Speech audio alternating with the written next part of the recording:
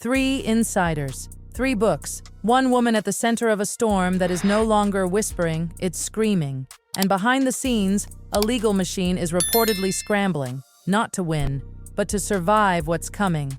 Because this isn't gossip anymore. This is personal, this is documented, and this time, the people speaking aren't strangers. They're the ones who were there when everything was still raw, unfiltered, and dangerously real. Look at the pattern, her own brother. A journalist who built a career exposing secrets people thought were untouchable, and a woman who stood inside palace walls while everything quietly shifted behind polished smiles.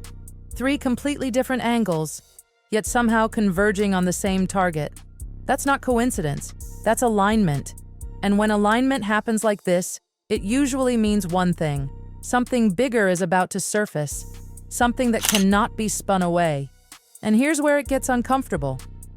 Because the timing, it's not random. These books aren't spaced out over years.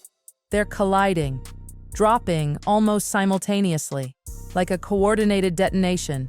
And suddenly, the silent strategy, the one that worked for years, starts to look fragile. Because silence only works when the noise is scattered. But what happens when the noise becomes a chorus? Three voices, one narrative pressure point, and a clock ticking louder by the day. But rewind, go back to 2018, before the wedding, before the fairy tale hardened into something far more complicated, because that's where the first crack appeared. A letter, not polished, not diplomatic, raw, direct, almost desperate, a warning that people dismissed, laughed at, ridiculed as bitterness. And yet, every single thing in that warning, it started happening, slowly at first, then all at once. The fractures, the exits, the public battles, the burning of bridges so complete it left no safe return.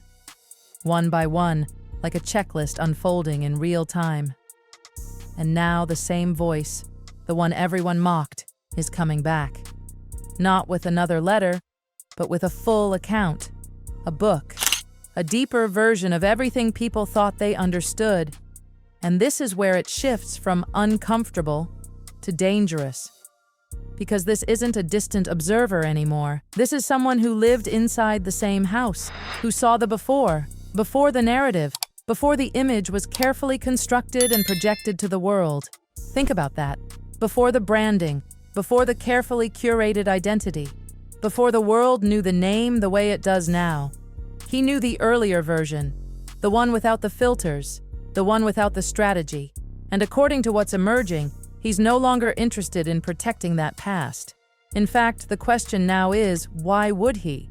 Because something changed, something snapped. And when restraint disappears, what replaces it is usually truth, or at least a version of it that refuses to stay buried. Now layer that with what's happening in the present, a father in critical condition, a family fracture that's no longer subtle, it's glaring. Silence where people expected presence, distance where people expected urgency, and suddenly the narrative of compassion begins to feel selective, controlled, almost performative when placed next to real-life moments that demanded something more. And that's the thread running through all of this. Contradiction, public image versus private action, words versus absence. And the more those contradictions stack up, the harder it becomes to maintain the illusion that everything aligns neatly behind the scenes.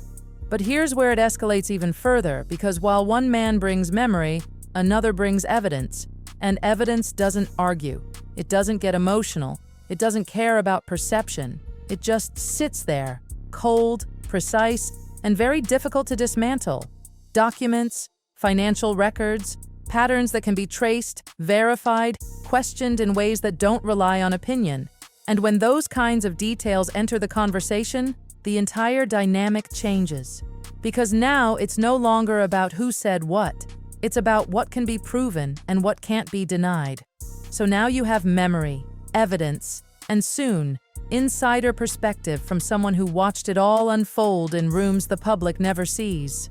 Three layers, each one reinforcing the other, each one tightening the pressure. And the most unsettling part? None of them depend on each other. They stand alone. Which means even if one is dismissed, the others remain. So the question isn't whether something is coming. It already is. The real question is, what happens when all three narratives hit at once, and the silence that once protected everything suddenly starts to look like something else entirely? And this is where everything stops being a slow burn and starts looking like a full-scale collapse waiting for the right spark. Because while one man is bringing memories and another is bringing documents, there's a third presence hovering over all of this. And this one is different. This one was inside the rooms, listening, watching, absorbing things that were never meant to leave those walls. Sarah Ferguson, not a stranger, not a distant observer, someone who was trusted, someone who was confided in, someone who for years stayed quiet, not because she had nothing to say, but because she had reasons not to say it. And when someone like that finally starts moving, even slightly, the ripple effect isn't small, it's explosive. Because think about it. When Meghan first entered that world, who stepped forward? Who guided her through the unspoken rules, the silent expectations, the delicate balance of power and perception? It wasn't the obvious figures, it wasn't the ones you'd expect, it was Fergie, the one who had already lived through the system, survived it, and understood exactly how it worked when the cameras weren't rolling. And during that time, conversations happened, private ones, honest ones, the kind people only have when they believe they are safe, when they believe the person listening will never turn those words into something else. But what happens when that belief starts to crack?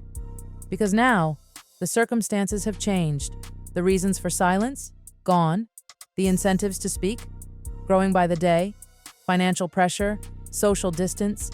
A shifting position within the royal structure that no longer offers the same protection it once did. And suddenly, the idea of a tell-all doesn't feel like betrayal.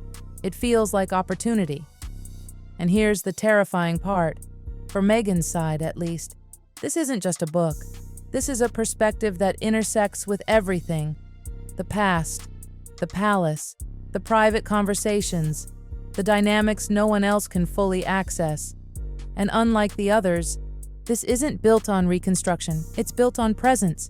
Now step back and look at the full picture. 3 completely different sources, one from childhood, one from investigation, one from inside the institution. That's not overlap, that's coverage, full coverage, every angle accounted for, every blind spot shrinking. And yet, there's more, because buried within all of this are the questions no one has been able to shut down. The financial inconsistencies, the public narratives that don't quite align with the numbers, because numbers don't perform. They don't adapt to headlines, they just exist. Take Archewell, positioned as purpose, as mission, as the reason behind one of the most dramatic royal exits in modern history. But then the documents start speaking, expenses rising, donations falling, a gap that doesn't quietly disappear, it demands explanation. And when explanation doesn't come, speculation fills the space, fast, aggressively. Then, the brand. The carefully launched lifestyle identity that was supposed to signal control, reinvention, success. Headlines claiming everything sold out. Momentum. Demand. But then, a glitch. A small crack in the system that revealed something entirely different. Inventory sitting untouched. Numbers that don't match the narrative. A success story that suddenly looks constructed. And again, the pattern repeats. Public perception versus private reality. Projection versus data. Story versus evidence. And this is exactly where Tom Bower's work becomes impossible to ignore. Because he doesn't rely on emotion. He builds cases, layer by layer, source by source, document by document. And the most dangerous kind of story isn't the loud one. It's the one that holds up when challenged, the one that survives scrutiny, the one that doesn't collapse under pressure. Now combine that with Thomas Jr.'s perspective. The years that were never fully explained.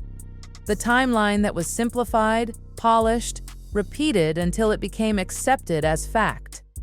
And suddenly, that timeline is being reopened, re-examined, questioned in ways it never has been before. And then, Fergie, the wild card. the unpredictable variable in an already unstable equation. Because she doesn't just add information, she adds context, tone, emotion, the kind of detail that turns stories into something far more difficult to dismiss. And here's where it all connects in a way that feels almost too precise to ignore. If Fergie speaks first, it changes everything. It doesn't just challenge future narratives, it rewrites the foundation before those narratives even have a chance to exist. It doesn't respond, it preempts. It shifts the entire timeline forward, which means any version of events that comes after is no longer the first version. And the first version is the one people remember, the one that sticks, the one that defines everything that follows. So now, behind closed doors, imagine the pressure. Legal teams moving faster than usual,